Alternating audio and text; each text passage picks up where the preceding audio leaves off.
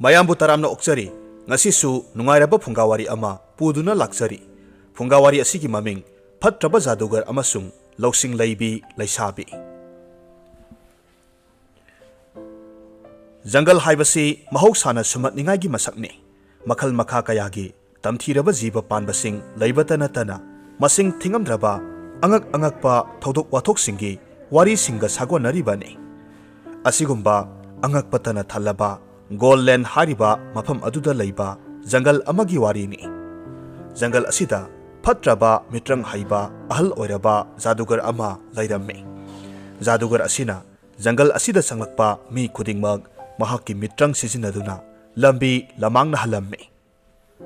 Nongmadi Golden hariba lam asigi ningthau adu jungle asida lambi lamhangnaраmme. Ningthaudu jungle asigi lambi amadagi lambi amada satuna thokinabagi lambi koithi thiramme. Adubu lambi thiba phanglaktabada mahak mathwai waba hauраklamme. Matamaduda FATRABA JADUGAR aduna ningthaugi manakta laklamme. Ningthaudu jungle aduda kanagumba miyoi ama ujabaduda mahak mathwai khara nungaiba pokcharamme. Mafam asidagi thokinaba lambi hanglage haina mapukningda khalamme. Adubu ningthau aduna ahal oiraba nupa adu ubada singnaba amadi phawramme. Maramdi yengbada ahal adu sumnagi ahal amagi masakka yamna khetnaramme. Ahal adugi makhwangdu ka hena koli yengbada akibagi masak oiraba saisu amasu pairamme.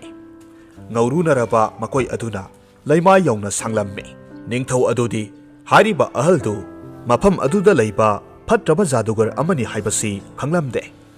Ahal aduna hanglaklamme. Nahakpu kana oirabano? Aigi jungle asida nahakti kari toromlibano? Nahak lambi lamhangnarabra? Matam asisu thengjilakle. Maikai marimak amambana kupsilakle.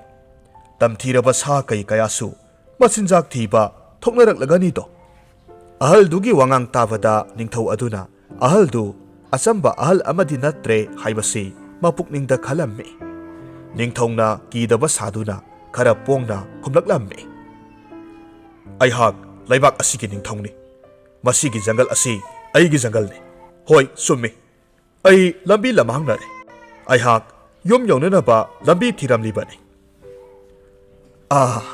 Nahak laibak asigi ningthongni haiba. Phare iningthau jungle asi aihak ki jungle ne. Jungle asidagi thokinabagi lambidu aihak khaktana khangi. Nahakna mafam asidagi thokinaba lambidu khangba pamlabadi aihakna lambidu takpige. Adum oinamak lambidu takpibagi damak aina karigumba kharadi pame. Ahal asigi launam tauba wangang adu khangladuna ningthongna thauna phana hairamme. Aihak nahaki mateng darkar oide. Aihak jungle asidagi thokinaba lambidu isana thijagani. Wafamdu tabada ahal adu mafamdu thadoktuna chatki. Adubu ningthau adudi lambi amadagi lambi amada jungle manung aduda numit humni supna koichat chatlamme. Adubu mamangi mataugum jungle adudagi thokinaba lambidi thengnaramde. Tasengnamak ningthau aduna lambidu phangnanabagi asa uraktrabada mathwai hena waraklamme. Matamaduda ahal oiraba nupadu khanghaudana mahaki mamangda amuk thoraktuna mamangi mataugumna hairamme. Adubu ningthau aduna ahal aduna hariba wa adu karisu taramde. Karigumba amatta khumlamdana mahak mafam adudagi thokinaba lambi makha tana thiramme. Asumna ningthau aduna numit kayani jungle adudagi thokinaba lambi thibada phangba kauba leitre. Ningthau adu makha tana lambi thinabagi thauna leiramde. Awaba maithong langsinduna ukha amagi makhada phamduna konungda leihoriba mahaki nupi amadi pokpada ngariba masanupa adubu ningsing mathwai wajaramme. Matamaduda ahaldu amuk hanna mahaki mamangda leplare. Aduga mamangi mataugumna hairaklavada upai leitraba ningthau aduna hairamme. Karino nahakna pamlibado? Sana khaujok pambra lupa khaujok pambra apambado hairo. Ahaldu nokladuna khomme. Ai nahaki nafamdagi ꯑꯗꯨꯒꯨꯝꯕ ꯄꯣꯠꯁꯛ ꯑꯃꯠꯇ ꯄꯥꯝꯕ ꯂꯩꯇꯦ꯫ ꯑꯗꯨꯕꯨ ꯑꯩꯅ ꯄꯥꯝꯕ ꯑꯃꯈꯛꯇꯤ ꯂꯩ꯫ ꯅꯍꯥꯛ ꯑꯩꯉꯣꯟꯗ ꯋꯥꯁꯛꯀꯗꯕꯅꯤ꯫ ꯑꯩꯍꯥꯛꯅ ꯅꯍꯥꯛꯄꯨ ꯀꯣꯅꯨꯡꯒꯤ ꯊꯣꯡꯖꯤꯟ ꯐꯥꯎꯕ ꯊꯤꯟꯕꯤꯕ ꯃꯇꯝ ꯑꯗꯨꯗ ꯀꯣꯅꯨꯡꯒꯤ ꯊꯣꯡꯖꯤꯜꯗꯨ ꯂꯥꯟꯅ ꯑꯍꯥꯟꯕ ꯑꯣꯏꯅ ꯊꯣꯔꯛꯄ ꯊꯋꯥꯏ ꯄꯥꯟꯕ ꯖꯤꯕꯗꯨ ꯅꯍꯥꯛꯅ ꯑꯩꯒꯤ ꯏꯐꯝꯗ ꯄꯤꯒꯗꯕꯅꯤ꯫ ꯋꯥꯐꯝꯗꯨ ꯇꯥꯕꯗ ꯅꯤꯡꯊꯧꯅ ꯈꯜꯂꯤ꯫ ꯑꯩꯍꯥꯛꯅ ꯃꯐꯝ ꯑꯁꯤꯗꯒꯤ ꯀꯣꯅꯨꯡꯗ ꯍꯦꯛ ꯌꯧꯕ ꯃꯇꯝꯗ ꯑꯩꯍꯥꯛꯅ ꯂꯨꯅ ꯆꯥꯅ ꯇꯧꯖꯕ ꯍꯨꯏꯗꯨ ꯁꯣꯏꯗꯅꯃꯛ ꯆꯦꯟꯊꯣꯔꯛꯀꯅꯤ꯫ ꯑꯗꯨꯗꯒꯤꯗꯤ ꯅꯤꯡꯊꯧ ꯑꯗꯨꯅ ꯃꯈꯥ ꯇꯥꯅ ꯍꯥꯏꯔꯝꯃꯤ, ꯑꯩꯅ ꯑꯩꯒꯤ ꯅꯨꯡꯁꯤꯔꯕ ꯍꯨꯏ ꯑꯗꯨ ꯅꯪꯉꯣꯟꯗ ꯀꯔꯤꯒꯤꯗꯃꯛ ꯄꯤꯔꯨꯅꯤ? ꯑꯩ ꯅꯍꯥꯛꯅ ꯍꯥꯏꯔꯤꯕ ꯋꯥꯐꯝꯗꯣ ꯌꯥꯕ ꯉꯝꯂꯣꯏ꯫ ꯊꯧꯅꯥ ꯑꯃꯒ ꯂꯣꯏꯅꯅ ꯅꯤꯡꯊꯧ ꯑꯗꯨꯅ ꯋꯥꯐꯝ ꯑꯁꯤꯃꯛ ꯑꯍꯜ ꯑꯗꯨꯗ ꯍꯥꯏꯔꯝꯂꯒ ꯃꯈꯥ ꯇꯥꯅ ꯂꯝꯕꯤ ꯊꯤꯕ ꯑꯃꯨꯛ ꯍꯧꯔꯝꯃꯤ꯫ ꯑꯁꯨꯝꯅ ꯅꯨꯃꯤꯠ ꯈꯔꯅꯤ ꯑꯃꯁꯨ ꯅꯤꯡꯊꯧ ꯑꯗꯨ ꯖꯪꯒꯜ ꯑꯗꯨꯗꯒꯤ ꯊꯣꯛꯈꯤꯅꯕ ꯂꯝꯕꯤ ꯊꯤꯕꯗ ꯐꯪꯂꯛꯇ꯭ꯔꯕꯗ ꯃꯍꯥꯛ ꯋꯥꯕꯒꯤ ꯄꯟꯈꯩ ꯌꯧꯔꯛꯂꯝꯃꯤ꯫ ꯎꯈꯥ ꯑꯃꯒꯤ ꯃꯈꯥꯗ ꯌꯥꯇꯥꯗꯨꯅ ꯃꯍꯥꯛꯀꯤ ꯑꯔꯣꯏꯕ ꯃꯇꯝ ꯌꯧꯔꯛꯂꯦ ꯍꯥꯏꯗꯨꯅ ꯈꯟꯖꯔꯝꯃꯤ꯫ ꯃꯇꯝ ꯑꯗꯨꯗ ꯑꯍꯜ ꯑꯣꯏꯔꯕ ꯅꯨꯄꯥ ꯑꯗꯨ ꯑꯃꯨꯛ ꯍꯟꯅ ꯃꯃꯥꯡꯗ ꯊꯣꯛꯂꯛꯇꯨꯅ ꯍꯥꯏꯔꯝꯃꯤ, ꯀꯔꯤꯒꯤ ꯑꯁꯨꯝꯅ ꯑꯄꯪꯕ ꯑꯃꯒꯨꯝ ꯑꯣꯏꯔꯤꯕꯅꯣ? ꯍꯨꯏ ꯑꯗꯨꯒꯤꯗꯃꯛꯇ ꯅꯍꯥꯛꯀꯤ ꯊꯋꯥꯏꯗꯨ ꯊꯥꯔꯒꯦ ꯍꯥꯏꯕ꯭ꯔꯥ? ꯁꯨꯞꯅꯒꯤ ꯑꯩꯍꯥꯛꯅ ꯑꯄꯥꯝꯕꯗꯨꯗ ꯄꯤꯒꯦ ꯍꯥꯏꯗꯅ ꯋꯥꯁꯛꯎ꯫ ꯑꯩꯅ ꯖꯪꯒꯜ ꯑꯁꯤꯗꯒꯤ ꯊꯣꯛꯈꯤꯅꯕ ꯂꯝꯕꯤꯗꯣ ꯇꯥꯛꯄꯤꯒꯅꯤ꯫ ꯆꯨꯝꯃꯤ꯫ ꯑꯩꯒꯤ ꯄꯨꯟꯁꯤꯁꯤ ꯍꯨꯏ ꯂꯤꯁꯤꯡꯗꯒꯤ ꯍꯦꯟꯅ ꯃꯔꯨ ꯑꯣꯏ꯫ ꯑꯩꯍꯥꯛꯀꯤ ꯂꯩꯕꯥꯛ ꯑꯗꯨꯒꯤ ꯆꯥꯎꯈꯠ ꯊꯧꯔꯥꯡ ꯈꯨꯗꯤꯡꯃꯛ ꯍꯧꯖꯤꯛꯇꯤ ꯑꯩ ꯅꯍꯥꯛꯀꯤ ꯃꯈꯥ ꯄꯣꯜꯂꯕꯅꯤ꯫ ꯃꯤꯄꯨꯝ ꯈꯨꯗꯤꯡꯃꯛꯅ ꯑꯩꯍꯥꯛꯀꯤꯗꯃꯛ ꯋꯥꯅꯔꯝꯂꯒꯅꯤ꯫ ꯐꯔꯦ, ꯑꯩ ꯅꯍꯥꯛꯅ ꯍꯥꯏꯔꯤꯕ ꯋꯥꯐꯝꯗꯣ ꯌꯥꯔꯒꯦ꯫ ꯍꯧꯖꯤꯛꯇꯤ ꯀꯣꯅꯨꯡ ꯌꯧꯅꯅꯕ ꯂꯝꯕꯤꯗꯨ ꯇꯥꯛꯄꯤꯔꯣ꯫ ꯑꯁꯨꯝꯅ ꯍꯥꯏꯅꯔꯕ ꯃꯇꯨꯡ ꯅꯤꯡꯊꯧ ꯑꯗꯨꯅ ꯑꯍꯜ ꯑꯗꯨꯒꯤ ꯃꯇꯨꯡ ꯏꯟꯗꯨꯅ ꯂꯥꯛꯂꯝꯃꯤ꯫ ꯑꯍꯜ ꯑꯗꯨꯅ ꯑꯀꯤꯕꯒꯤ ꯃꯁꯛ ꯑꯣꯏꯔꯕ ꯑꯈꯨ ꯑꯈꯨꯕ ꯂꯝꯕꯤ ꯀꯌꯥ ꯐꯥꯎꯗꯨꯅ ꯖꯪꯒꯜ ꯑꯗꯨꯗ ꯂꯩꯕ ꯑꯆꯧꯕ ꯇꯨꯔꯦꯜ ꯀꯌꯥ ꯐꯥꯎꯗꯨꯅ ꯑꯁꯨꯝ ꯆꯠꯂꯝꯃꯤ꯫ ꯑꯍꯜ ꯑꯗꯨꯗꯤ ꯍꯥꯏꯔꯤꯕ ꯂꯝꯕꯤꯁꯤꯡ ꯑꯗꯨ ꯏꯔꯥꯏ ꯂꯥꯏꯅ ꯂꯥꯟꯊꯣꯛꯄ ꯉꯝꯂꯝꯃꯤ꯫ ꯑꯗꯨꯕꯨ ꯅꯤꯡꯊꯧ ꯑꯗꯨꯗꯤ ꯑꯋꯥꯕ ꯀꯌꯥ ꯃꯥꯌꯣꯛꯅꯔꯝꯃꯤ꯫ ꯇꯧꯔꯤꯕ ꯃꯇꯧ ꯑꯗꯨꯗ ꯅꯤꯡꯊꯧ ꯑꯗꯨꯗꯤ ꯄꯨꯡꯉꯛ ꯉꯛꯈ꯭ꯔꯦ꯫ ꯃꯁꯥꯗ ꯂꯥꯟꯅ ꯂꯝꯖꯤꯡꯕꯤꯔꯕ꯭ꯔꯥ ꯍꯥꯏꯗꯨꯅ ꯆꯤꯡꯅꯕꯁꯨ ꯐꯥꯎꯔꯝꯃꯤ꯫ ꯑꯗꯨꯕꯨ ꯑꯍꯜ ꯑꯗꯨꯒꯤ ꯃꯇꯨꯡ ꯏꯟꯗꯨꯅ ꯑꯗꯨꯃꯛ ꯆꯠꯂꯝꯃꯤ꯫ ꯀꯣꯟꯅꯊꯪꯗꯗꯤ ꯑꯍꯜ ꯑꯗꯨꯅ ꯍꯥꯏꯈꯤꯕꯁꯤꯡ ꯑꯗꯨ ꯑꯆꯨꯝꯕꯅꯤ ꯈꯪꯂꯛꯂꯝꯃꯤ꯫ ꯃꯔꯝꯗꯤ ꯃꯈꯣꯏ ꯖꯪꯒꯜ ꯑꯗꯨꯒꯤ ꯑꯔꯣꯏꯕ ꯂꯝꯕꯤ ꯑꯗꯨ ꯌꯧꯔꯛꯇꯨꯅ ꯖꯪꯒꯜ ꯑꯗꯨꯒꯤ ꯆꯤꯗꯥꯏꯗꯒꯤ ꯅꯤꯡꯊꯧꯒꯤ ꯀꯣꯅꯨꯡ ꯂꯩꯕꯗꯨ ꯎꯔꯛꯂꯝꯃꯤ꯫ ꯃꯇꯝ ꯑꯗꯨꯗ ꯑꯍꯜ ꯑꯗꯨꯅ ꯅꯤꯡꯊꯧ ꯑꯗꯨꯗ ꯍꯥꯏꯔꯝꯃꯤ, ꯏꯅꯤꯡꯊꯧ, ꯅꯍꯥꯛꯅ ꯁꯛꯈꯤꯕ ꯋꯥꯁꯛꯇꯨ ꯅꯤꯡꯁꯤꯡꯕꯤꯌꯨ꯫ ꯍꯌꯦꯡꯒꯤ ꯅꯨꯃꯤꯠꯇ ꯑꯩꯍꯥꯛꯅ ꯁꯣꯏꯗꯅ ꯄꯣꯠꯁꯛ ꯑꯗꯨ ꯂꯧꯕ ꯂꯥꯛꯆꯒꯦ꯫ ꯅꯤꯡꯊꯧ ꯑꯍꯜ ꯑꯗꯨꯗ ꯍꯥꯏꯐꯦꯠ ꯌꯦꯡꯂꯝꯂꯒ ꯀꯣꯅꯨꯡ ꯇꯥꯕ ꯂꯝꯕꯤ ꯑꯗꯨꯗ ꯂꯥꯛꯂꯝꯃꯤ꯫ ꯅꯤꯡꯊꯧꯗꯨ ꯀꯔꯤꯒꯨꯝꯕ ꯑꯁꯣꯛ ꯑꯄꯟ ꯑꯃꯠꯇ ꯌꯥꯎꯗꯅ ꯍꯜꯂꯛꯂꯦ ꯍꯥꯏꯕꯒꯤ ꯄꯥꯎ ꯇꯥꯕꯗ ꯀꯣꯅꯨꯡ ꯑꯗꯨꯗ ꯂꯩꯔꯤꯕ ꯃꯤꯄꯨꯝ ꯈꯨꯗꯤꯡꯃꯛ ꯍꯔꯥꯎꯅꯔꯝꯃꯤ꯫ ꯂꯩ ꯄꯔꯦꯡ ꯀꯌꯥ ꯄꯥꯏꯗꯨꯅ ꯀꯣꯅꯨꯡꯒꯤ ꯑꯉꯝ ꯑꯊꯧꯁꯤꯡꯅ ꯅꯤꯡꯊꯧꯕꯨ ꯑꯣꯛꯅꯅꯕ ꯉꯥꯏꯗꯨꯅ ꯂꯩꯔꯝꯃꯤ꯫ ꯂꯩꯕꯥꯛ ꯑꯗꯨꯗ ꯂꯩꯔꯤꯕ ꯄ꯭ꯔꯖꯥ ꯃꯤꯌꯥꯝꯁꯨ ꯂꯝꯕꯤꯗ ꯊꯣꯔꯛꯇꯨꯅ ꯅꯤꯡꯊꯧꯅ ꯌꯥꯏꯐꯔꯦ ꯍꯥꯏꯗꯨꯅ ꯈꯣꯟꯖꯦꯜ ꯋꯥꯡꯅ ꯋꯥꯡꯅ ꯂꯥꯎꯔꯝꯃꯤ꯫ ꯑꯗꯨꯕꯨ ꯃꯤꯑꯣꯏ ꯑꯃꯈꯛꯇꯤ ꯍꯔꯥꯎꯕꯅ ꯃꯃꯤꯠꯇꯒꯤ ꯃꯄꯤ ꯇꯥꯔꯝꯃꯤ꯫ ꯃꯍꯥꯛ ꯑꯗꯨ ꯑꯇꯩ ꯀꯅꯥ ꯅꯠꯇꯦ, ꯃꯍꯥꯛꯀꯤ ꯂꯣꯏꯅꯕꯤ ꯃꯍꯥꯔꯥꯅꯤꯅꯤ꯫ ꯅꯤꯡꯊꯧꯅ ꯀꯣꯅꯨꯡꯒꯤ ꯊꯣꯡꯖꯤꯟ ꯃꯌꯥ ꯌꯧꯔꯛꯂꯕꯗ ꯃꯍꯥꯔꯥꯅꯤ ꯑꯗꯨꯅ ꯃꯈꯣꯏ ꯑꯅꯤꯒꯤ ꯃꯆꯥꯅꯨꯄꯥ ꯑꯗꯨ ꯄꯝꯗꯨꯅ ꯅꯤꯡꯊꯧ ꯇꯝꯅ ꯍꯔꯥꯎꯅ ꯆꯪꯁꯤꯜꯂꯛꯄ ꯅꯤꯡꯊꯧꯅ ꯎꯔꯝꯃꯤ꯫ ꯃꯗꯨꯗ ꯅꯤꯡꯊꯧ ꯑꯗꯨ ꯑꯗꯨꯛꯀꯤ ꯃꯇꯤꯛ ꯄꯥꯈꯠꯄ ꯐꯥꯎꯔꯝꯃꯤ꯫ ꯑꯗꯨꯒ ꯃꯍꯥꯔꯥꯅꯤ ꯑꯗꯨꯗ ꯑꯉꯥꯡ ꯑꯗꯨ ꯀꯣꯅꯨꯡꯒꯤ ꯊꯣꯡꯖꯤꯟꯒꯤ ꯋꯥꯡꯃꯗ ꯄꯨꯊꯣꯔꯛꯇꯅꯅꯕ ꯂꯥꯎꯔꯝꯃꯤ꯫ ꯑꯗꯨꯕꯨ ꯃꯤꯌꯥꯝꯒꯤ ꯍꯔꯥꯎ ꯇꯌꯥꯝꯕꯒꯤ ꯈꯣꯜꯂꯥꯎ ꯑꯗꯨꯅ ꯀꯟꯕ ꯍꯦꯟꯃꯟꯈꯤꯕꯅ ꯅꯤꯡꯊꯧꯅ ꯍꯥꯏꯔꯤꯕꯗꯨ ꯀꯔꯤ ꯑꯃꯠꯇ ꯇꯥꯕ ꯉꯝꯂꯝꯗꯦ꯫ ꯑꯗꯨꯅ ꯀꯣꯅꯨꯡꯒꯤ ꯊꯣꯡꯖꯤꯟ ꯂꯥꯟꯊꯣꯔꯛꯇꯨꯅ ꯃꯍꯥꯔꯥꯅꯤꯅ ꯃꯆꯥꯅꯨꯄꯥ ꯑꯗꯨꯕꯨ ꯅꯤꯡꯊꯧꯗ ꯁꯤꯟꯅꯔꯝꯃꯤ꯫ ꯃꯇꯝ ꯑꯗꯨꯗ ꯅꯤꯡꯊꯧꯒꯤ ꯍꯨꯏ ꯑꯗꯨꯁꯨ ꯆꯦꯟꯊꯣꯔꯛꯇꯨꯅ ꯅꯤꯡꯊꯧ ꯇꯝꯅ ꯆꯪꯁꯤꯜꯂꯛꯂꯝꯃꯤ꯫ ꯑꯁꯨꯝꯅ ꯀꯣꯅꯨꯡꯒꯤ ꯊꯣꯡꯖꯤꯟꯗꯨ ꯂꯥꯜꯂꯛꯄ ꯍꯥꯟꯕ ꯑꯍꯥꯟꯕ ꯊꯋꯥꯏ ꯄꯥꯟꯕ ꯖꯤꯕ ꯑꯁꯤ ꯅꯤꯡꯊꯧꯒꯤ ꯃꯆꯥꯅꯨꯄꯥ ꯑꯗꯨꯅ ꯑꯣꯏꯔꯝꯃꯤ꯫ ꯄꯨꯝꯅꯃꯛ ꯑꯁꯤ ꯐꯠꯇ꯭ꯔꯕ ꯑꯍꯜ ꯑꯣꯏꯔꯕ ꯖꯥꯗꯨꯒꯔ ꯑꯗꯨꯅ ꯖꯪꯒꯜꯒꯤ ꯆꯤꯗꯥꯏ ꯑꯗꯨꯗꯒꯤ ꯎꯔꯝꯃꯤ ꯑꯃꯗꯤ ꯅꯤꯡꯊꯧꯒꯤ ꯃꯆꯥꯗꯨ ꯃꯍꯥꯛꯀꯤ ꯑꯣꯏꯔꯒꯅꯤ ꯈꯟꯕꯗ ꯍꯔꯥꯎꯔꯝꯃꯤ꯫ ꯑꯗꯨꯕꯨ ꯅꯤꯡꯊꯧ ꯑꯗꯨꯗꯤ ꯑꯋꯥꯕꯅ ꯃꯥꯏꯊꯣꯡ ꯂꯥꯡꯁꯤꯜꯂꯝꯃꯤ꯫ ꯅꯤꯡꯊꯧꯗꯨ ꯖꯪꯒꯜ ꯑꯗꯨꯒꯤ ꯁꯤꯗꯥꯏꯗ ꯂꯩꯔꯤꯕ ꯐꯠꯇ꯭ꯔꯕ ꯑꯍꯜꯗꯨꯒꯤ ꯃꯥꯏꯀꯩꯔꯣꯝꯗ ꯂꯩꯊꯣꯛꯇꯨꯅ ꯌꯦꯡꯂꯝꯃꯤ꯫ ꯑꯍꯜ ꯑꯗꯨꯅ ꯃꯉꯛ ꯅꯣꯝꯗꯨꯅ ꯍꯌꯦꯡ ꯑꯃꯨꯛ ꯂꯥꯛꯂꯒꯦ ꯍꯥꯏꯕꯒꯤ ꯃꯇꯥꯒꯨꯝ ꯅꯤꯡꯊꯧ ꯑꯗꯨꯗ ꯏꯪꯒꯤꯠ ꯎꯠꯂꯝꯂꯒ ꯖꯪꯒꯜ ꯃꯅꯨꯡ ꯑꯗꯨꯗ ꯆꯪꯈꯤꯔꯝꯃꯤ꯫ ꯑꯁꯨꯝꯅ ꯍꯌꯦꯡꯗꯤ ꯁꯣꯏꯗꯅ ꯅꯤꯡꯊꯧꯒꯤ ꯅꯨꯡꯁꯤꯔꯕ ꯃꯆꯥ ꯑꯁꯤ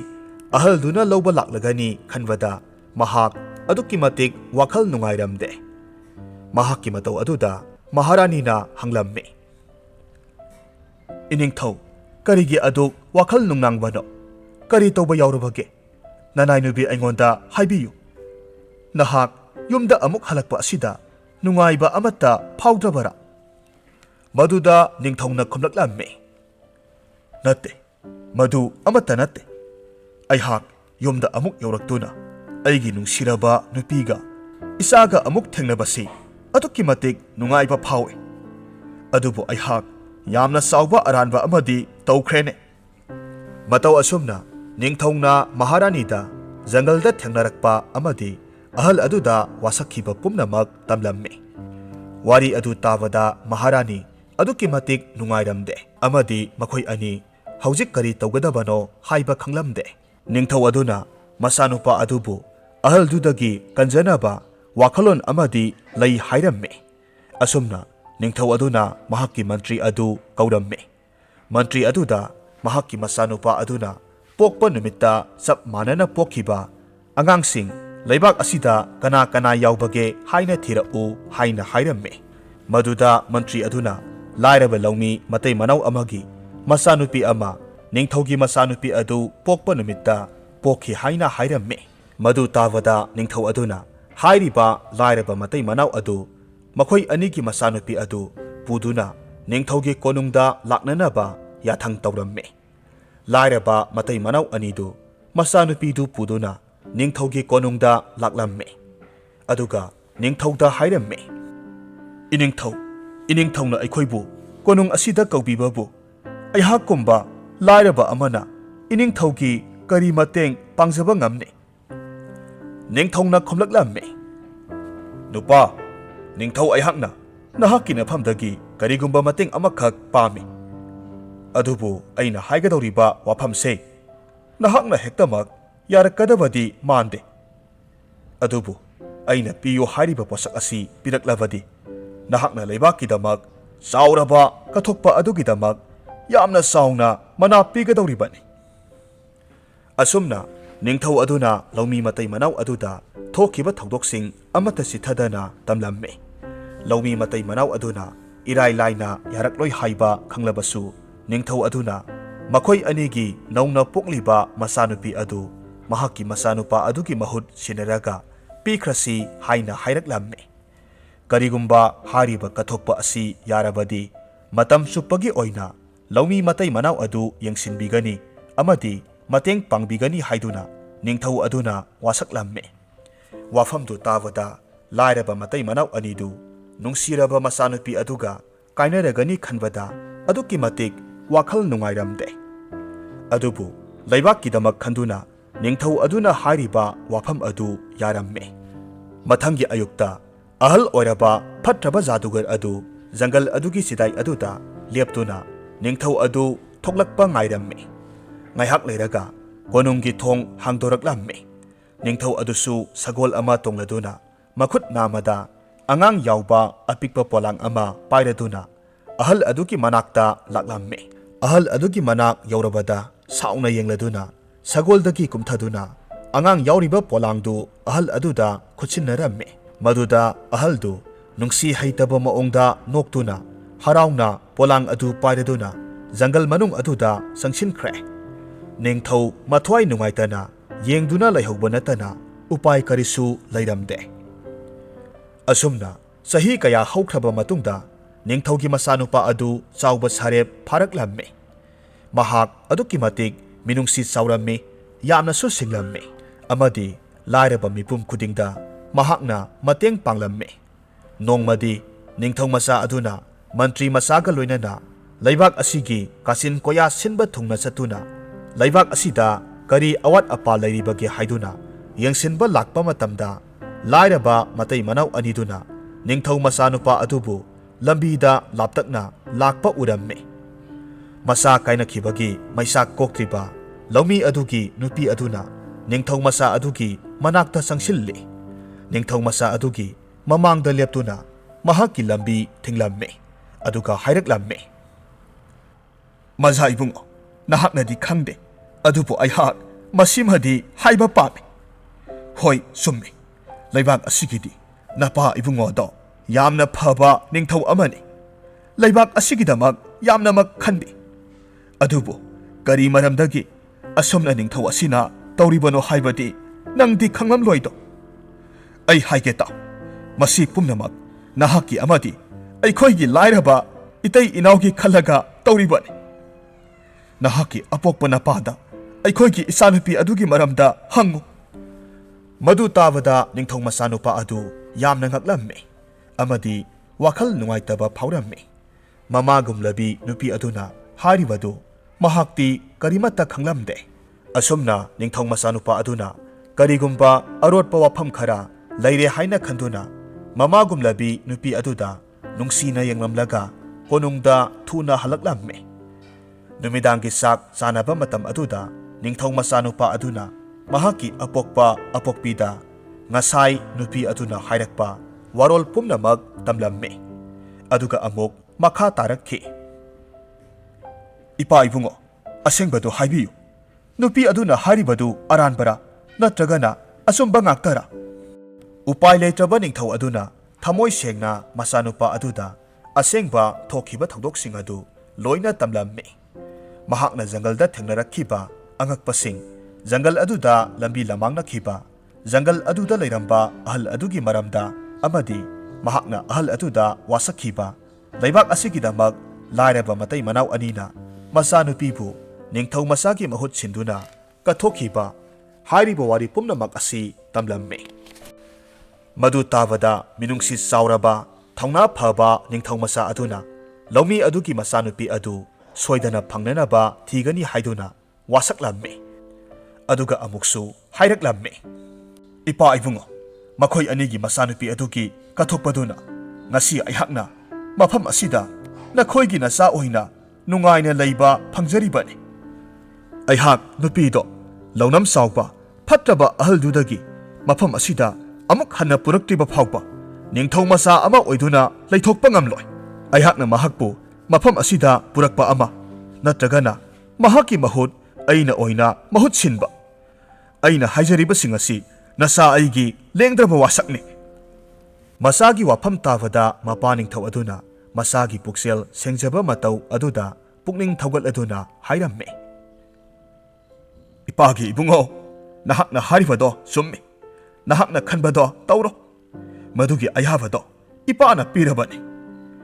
ꯏꯄꯥꯁꯨ ꯍꯧꯈꯤꯕꯁꯤꯡꯗꯣ ꯈꯜꯂꯨꯔꯒ ꯌꯥꯝꯅ ꯅꯨꯡꯉꯥꯏꯔꯛꯇ꯭ꯔꯦ꯫ ꯏꯆꯥꯅ ꯅꯤꯡꯂꯤꯕꯗꯣ ꯃꯥꯏ ꯄꯥꯛꯅ ꯄꯥꯡꯊꯣꯛꯄ ꯉꯝꯖꯔꯣ꯫ ꯏꯄꯥꯅ ꯊꯃꯣꯏ ꯁꯦꯡꯅ ꯕꯣꯔ ꯄꯤꯔꯕꯅꯤ꯫ ꯑꯁꯨꯝꯅ ꯃꯊꯪꯒꯤ ꯑꯌꯨꯛꯇ ꯅꯤꯡꯊꯧ ꯃꯆꯥ ꯑꯗꯨꯅ ꯃꯍꯥꯛꯀꯤ ꯑꯁꯦꯡꯕ ꯁꯛꯇꯝ ꯑꯗꯨ ꯂꯣꯠꯇꯨꯅ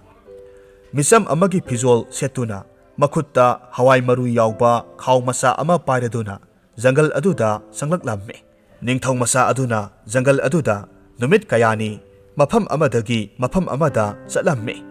ꯅꯨꯃꯤꯠ ꯈꯔꯅꯤ ꯆꯠꯂꯕ ꯃꯇꯨꯡꯗ ꯃꯍꯥꯛ ꯑꯗꯨꯛꯀꯤ ꯃꯇꯤꯛ ꯆꯣꯛꯊꯕ ꯐꯥꯎꯔꯛꯂꯝꯃꯤ꯫ ꯃꯍꯥꯛꯅ ꯄꯨꯔꯛꯄ ꯑꯆꯥ ꯑꯊꯛꯁꯤꯡ ꯑꯗꯨꯁꯨ ꯂꯣꯏꯅ ꯂꯣꯏꯁꯤꯟꯈ꯭ꯔꯦ꯫ ꯋꯥꯕꯅ ꯍꯦꯟꯃꯟꯈꯤꯕꯅ ꯃꯍꯥꯛ ꯎꯖꯥꯎ ꯑꯃꯒꯤ ꯃꯈꯥꯗ ꯉꯥꯏꯍꯥꯛ ꯄꯣꯊꯥꯔꯝꯃꯤ ꯑꯃꯗꯤ ꯃꯍꯥꯛ ꯇꯨꯝꯊꯈꯤꯔꯝꯃꯤ꯫ ꯑꯍꯤꯡꯒꯤ ꯃꯇꯝ ꯑꯣꯏꯔꯛꯂꯕꯗ ꯅꯤꯡꯊꯧ ꯃꯆꯥ ꯑꯗꯨꯅ ꯇꯨꯝꯂꯤꯉꯩ ꯃꯇꯝꯗ ꯐꯠꯇ꯭ꯔꯕ ꯑꯍꯜ ꯑꯣꯏꯔꯕ ꯖꯥꯗꯨꯒꯔ ꯑꯗꯨ ꯅꯤꯡꯊꯧ ꯃꯆꯥ ꯑꯗꯨꯒꯤ ꯃꯅꯥꯛꯇ ꯂꯥꯛꯂꯝꯃꯤ꯫ ꯑꯗꯨꯒ ꯃꯍꯥꯛꯅ ꯄꯥꯏꯔꯤꯕ ꯆꯩꯁꯨ ꯑꯗꯨꯅ ꯊꯦꯡꯂꯗꯨꯅ ꯅꯤꯡꯊꯧ ꯃꯆꯥ ꯑꯗꯨ ꯍꯧꯗꯣꯛꯂꯝꯃꯤ꯫ ꯑꯗꯨꯒ ꯍꯥꯏꯔꯝꯃꯤ, ꯍꯦ ꯅꯨꯄꯥ, ꯃꯁꯤ ꯑꯩꯒꯤ ꯖꯪꯒꯜꯅꯤ꯫ ꯑꯩꯒꯤ ꯑꯌꯥꯕ ꯌꯥꯎꯗꯅ ꯃꯐꯝ ꯑꯁꯤꯗ ꯇꯨꯝꯕ ꯌꯥꯕ꯭ꯔꯥ? ꯍꯧꯒꯠꯂꯨ, ꯍꯧꯒꯠꯂꯨꯅꯦꯍꯦ, ꯑꯃꯣꯠꯄ ꯅꯨꯄꯥ ꯃꯆꯥ꯫ ꯃꯗꯨꯗ ꯅꯤꯡꯊꯧ ꯃꯆꯥꯅꯨꯄꯥ ꯑꯗꯨ ꯃꯤꯠꯀꯞ ꯊꯣꯔꯛꯂꯝꯃꯤ꯫ ꯑꯍꯜ ꯑꯗꯨꯒꯤ ꯃꯑꯣꯡ ꯃꯇꯧꯗꯨ ꯎꯕꯗ ꯑꯀꯤꯕꯁꯨ ꯐꯥꯎꯔꯝꯃꯤ ꯑꯗꯨꯒ ꯅꯨꯡꯉꯥꯏꯕꯁꯨ ꯐꯥꯎꯔꯝꯃꯤ꯫ ꯃꯔꯝꯗꯤ ꯑꯍꯜ ꯑꯣꯏꯔꯕ ꯅꯨꯄꯥ ꯑꯗꯨ ꯃꯄꯥ ꯅꯤꯡꯊꯧ ꯑꯗꯨꯅ ꯍꯥꯏꯔꯛꯈꯤꯕ ꯑꯍꯜ ꯑꯗꯨꯒ ꯆꯞ ꯃꯥꯟꯅꯔꯝꯃꯤ꯫ ꯅꯤꯡꯊꯧ ꯃꯆꯥꯅꯨꯄꯥ ꯑꯗꯨꯅ ꯈꯜꯂꯤ, ꯀꯔꯤꯒꯨꯝꯕ ꯎꯄꯥꯏ ꯑꯃ ꯇꯧꯗꯨꯅ ꯐꯠꯇ꯭ꯔꯕ ꯑꯍꯜ ꯑꯁꯤꯒꯤ ꯃꯇꯨꯡ ꯏꯟꯗꯨꯅ ꯆꯠꯅꯕ ꯍꯣꯠꯅꯔꯒꯦ ꯍꯥꯏꯅ ꯈꯜꯂꯤ꯫ ꯑꯗꯨꯅ ꯅꯤꯡꯊꯧ ꯃꯆꯥꯅꯨꯄꯥ ꯑꯗꯨꯅ ꯍꯥꯏꯔꯛꯂꯝꯃꯤ, "ꯑꯣꯍꯣ, ꯑꯌꯥꯕ ꯌꯥꯎꯗꯅ ꯃꯐꯝ ꯑꯁꯤꯗ ꯇꯨꯝꯂꯨꯕꯒꯤꯗꯃꯛ ꯑꯩꯍꯥꯛ ꯁꯣꯏꯈ꯭ꯔꯦ꯫ ꯑꯗꯨꯕꯨ ꯑꯩꯍꯥꯛ ꯖꯪꯒꯜꯁꯤ ꯐꯥꯎꯗꯨꯅ ꯈꯨꯡꯒꯪ ꯑꯃꯗ ꯊꯕꯛ ꯊꯤꯕ ꯆꯠꯆꯕꯅꯤ꯫ ꯑꯩꯍꯥꯛ ꯋꯥꯃꯟꯈꯤꯕꯅ ꯃꯐꯝ ꯑꯁꯤꯗ ꯉꯥꯏꯍꯥꯛ ꯄꯣꯊꯥꯔꯝꯕꯅꯤ꯫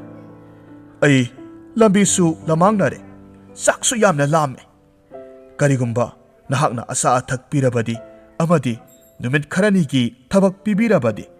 ꯑꯩꯍꯥꯛ ꯑꯗꯨꯛꯀꯤ ꯃꯇꯤꯛ ꯅꯨꯡꯉꯥꯏꯖꯒꯅꯤ꯫ ꯅꯍꯥꯛꯁꯦ ꯌꯦꯡꯕꯗꯁꯨ ꯊꯧꯖꯥꯜ ꯍꯩꯕ ꯃꯤꯑꯣꯏ ꯃꯥꯜꯂꯤ"꯫ ꯑꯁꯨꯝꯅ ꯅꯤꯡꯊꯧ ꯃꯆꯥ ꯑꯗꯨꯅ ꯐꯠꯇ꯭ꯔꯕ ꯑꯍꯜ ꯑꯗꯨꯗ ꯇꯧꯁꯤꯟꯅꯗꯨꯅ ꯍꯥꯏꯔꯝꯃꯤ꯫ ꯇꯁꯦꯡꯕꯒꯤꯗꯤ ꯑꯍꯜ ꯑꯣꯏꯔꯕ ꯅꯨꯄꯥ ꯑꯗꯨ ꯌꯦꯡꯕꯗ ꯊꯧꯖꯥꯜ ꯍꯩꯕ ꯃꯤꯑꯣꯏꯗꯤ ꯃꯥꯟꯗꯦ꯫ ꯅꯤꯡꯊꯧ ꯃꯆꯥꯗꯨꯅ ꯍꯥꯏꯔꯤꯕꯗꯨ ꯇꯥꯕꯗ ꯑꯍꯜ ꯑꯗꯨꯅ ꯅꯨꯄꯥ ꯃꯆꯥ ꯑꯁꯤ ꯃꯉꯣꯟꯗ ꯌꯥꯝꯅ ꯀꯥꯟꯅꯒꯅꯤ ꯍꯥꯏꯅ ꯈꯜꯂꯤ꯫